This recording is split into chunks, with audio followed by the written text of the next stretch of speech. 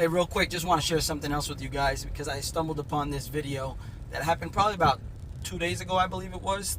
2 days ago at night. So I want to just show you guys this video real quick and then we break it down because this video is so much more dangerous than anybody can realize, or that most people realize, because it's what the gun community has been saying for years, and none of this stuff escapes us, none of this stuff surprises us because we've been calling it for years. If you just follow the logic, you follow the trends at what they're hinting at, what they're doing, and most of the time they give away their positions. So check this video out real quick and then let's break down what she's saying. Isn't it unconstitutional to say you cannot exercise your carry license?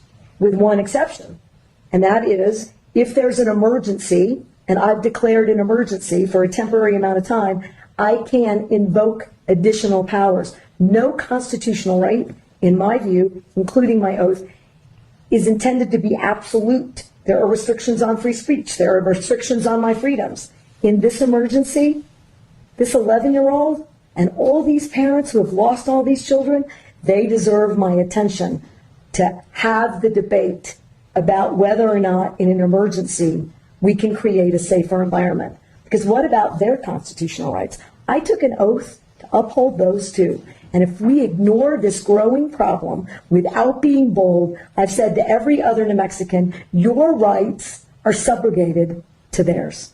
And they are not, in my view. Wait a minute. You're talking about crimes. There are already laws against the crimes, so how are their rights? But again, if I'm unsafe, who's standing up for that right?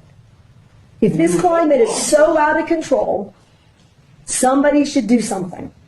I'm doing as much as I know to do. Madam Governor, do you really think that criminals are going to hear this message and not carry a gun in Albuquerque on the streets for 30 days? No. So we're going to go point by point because the problem here is what most bothers me about politicians like this is the way that she handled this whole video. It's a pure insult to the intelligence of, first, the gun community. Most politicians treat people that carry guns as if we're some dumb gun carrying hillbillies, which couldn't be further from the truth. And then they definitely treat the masses as if they're just too stupid to understand what's going on and they could never understand politics. So let's go point by point from an average Joe like me, breaking down all these points that she says one at a time. This is just simple logic. You don't need to have a PhD. Her first point is it is not unconstitutional to tell somebody that they can't carry their weapon in case of an emergency.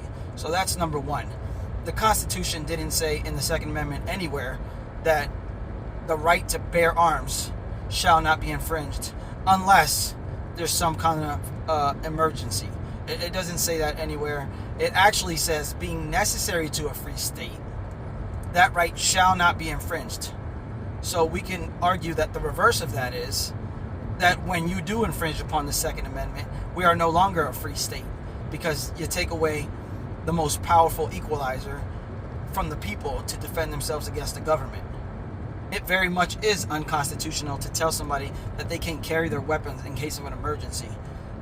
We could easily destroy that and argue that during emergencies is when we need that right the most to defend ourselves, because it's during emergencies that there's more chaos, panic, and dictators and tyrants trying to take advantage of the people, which is exactly what the Second Amendment defends against. So let's talk about the fact that she says that she can cancel the Second Amendment and even the First Amendment she hinted at in case of an emergency.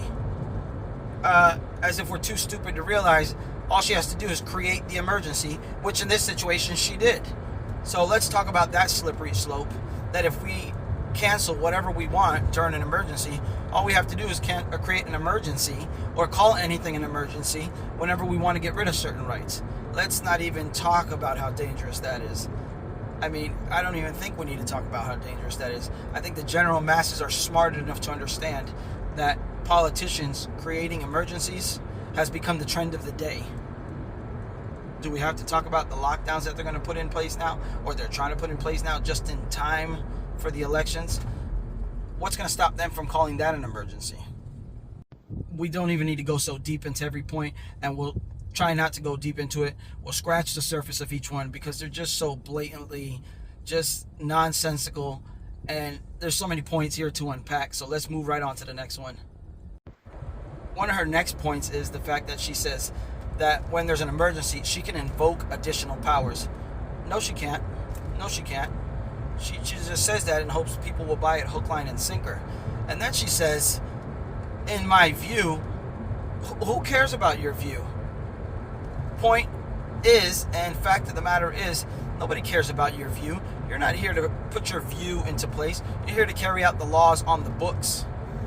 And the Supreme Court, who is way above her, already said that the working out of the Second Amendment needs to be based upon history, text, and tradition. That's the Second Amendment. That's the ruling that they've put upon the Second Amendment. And they just said it in the Bruen case. And boy, do anti-gun politicians hate that, because they can't just come up with frivolous rules and regulations. They can't just step on your Second Amendment rights anymore. Then she goes on to say that the parents in situations that lose a child in an emergency such as this one, that they deserve her attention to have the debate. I mean, it just makes no sense. You can hear her stumbling over her words. She's trying to make it up as she goes. It's politician word salad. She says that they deserve her attention to have the debate whether or not in situations like this we can make the environment safer. There is zero evidence that taking away guns is going to make situations safer. There's zero evidence for that. She acknowledges it herself at the end. She self-refutes her own argument by saying at the end, when the gentleman says, do you think the criminals, which are the people that are committing the crimes, do you think that they're going to stop carrying their guns for 30 days? She admits it, no. So what she's doing is targeting law-abiding citizens, the ones who are not committing the crimes, the ones who are already contributing to the safety of the community. She wants you to stop carrying your gun for 30 days. How stupid is that? And let's point out the fact that she says they deserve my attention to have the debate about whether or not we can make the environment safer. Where's the debate? You just put the rule into place and expect people to follow it. Who's having the debate? Where's the evidence that this is going to make anything any safer? There's not. The problem is you need to stop being soft on criminals. You need to start getting real stiff on gun crime. The crime, the person, the criminal, the one that's creating the crime. Not taking out your tantrums on the law-abiding citizen every day that's not committing the crime, which is what politicians want to do, because they want to regulate the people that they know obey the laws. And she follows that up with saying, what about their constitutional rights? When it's their very rights, it's their Second Amendment right that you're stripping for 30 days. Let them exercise their Second Amendment rights so they can defend their children, they can defend their lives. You guys take away more and more rights. And the irony of it all, the hypocrisy of it all is, what about their constitutional rights? Which she's not even going to point out which one.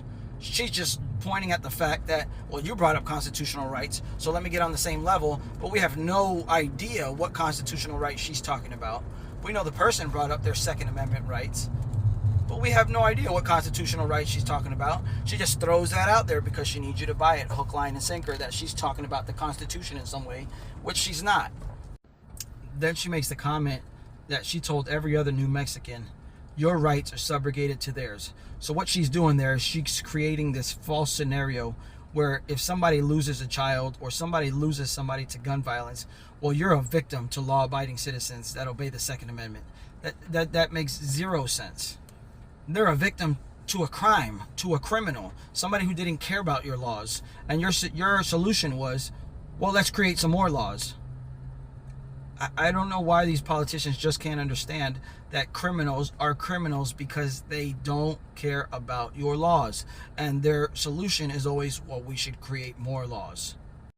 Then the next guy that talked immediately calls her out because he could see right through her nonsensical answer and says, we're talking about crimes. There's already laws against the crimes. He calls out the obvious, the one that every average Joe, every United States American citizen can see. He calls it out.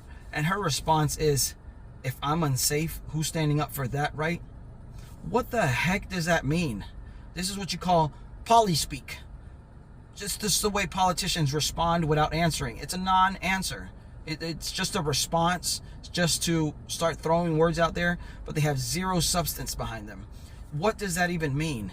If I'm unsafe, who's standing up for that right? These are the words of a politician that has an agenda. She has to say this stuff. She's somehow scrambling to try to justify this agenda that she has. And I'm willing to bet she's more on the liberal side. I don't even know her personally, but I'm willing to bet she's more on the liberal side because they tend to target virtue signaling. They like to just go out there just to make it look like they're doing something. It doesn't have to be logical. It doesn't have to be justifiable. It just needs to sound good.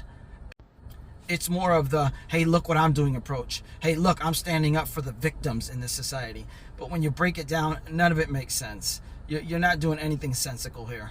The logic doesn't make sense. She self-refutes. She avoids substantive questions. She has no substance behind her answers. Then she makes the comment that if it's so out of control, who's going to do something? And she's doing as much as she knows how to do, which is obviously not a ton. Let's just be honest. She doesn't know what to do here. She's just doing something for the sake of saying, hey, look at me, I'm doing something. But we have to do things with a reason. We have to do things with evidence. We have to do things with logic, things that make sense. You just don't do things by emotion, which tends to be the trend of the days. Feelings over facts, emotions over evidence. That just seems to be the trend of these days. So, and then she brings it all to a climax when she makes it obvious as to what she's doing here, as to who she's targeting here. The guy says, you think criminals are going to stop carrying a gun for 30 days just because you said so? Just because you put up a gun-free zone sign somewhere, you think criminals are going to be like, yeah, can't shoot this place up? Do people really think that that makes any sense whatsoever?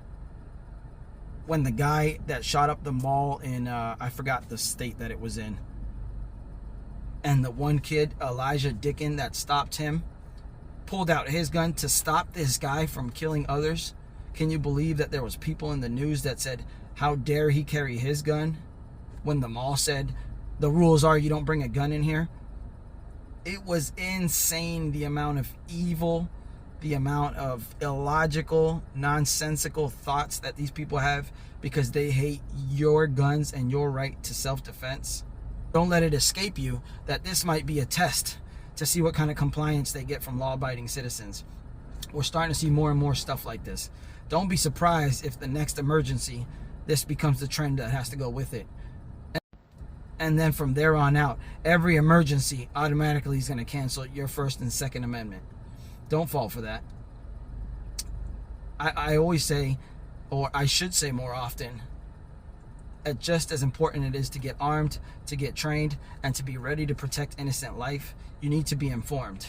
Now, I don't come on here to tell anybody how to react to this information, but I do like to come on here and give you the information so that you can make a decision for yourself. They got to decide for you. I think we've seen that in history one too many times, which is why they hate people that know their history. I think we've seen how that plays out in history, and it never plays out in the favor of the people. Until the people, right around that year, what was it, 1775? Until the people started deciding, you don't get to decide how I live. I want my freedom. I don't want your government. Stay informed, guys. Get armed, get trained, protect the innocent. Jesus Christ is King. I love you guys. Till the next one.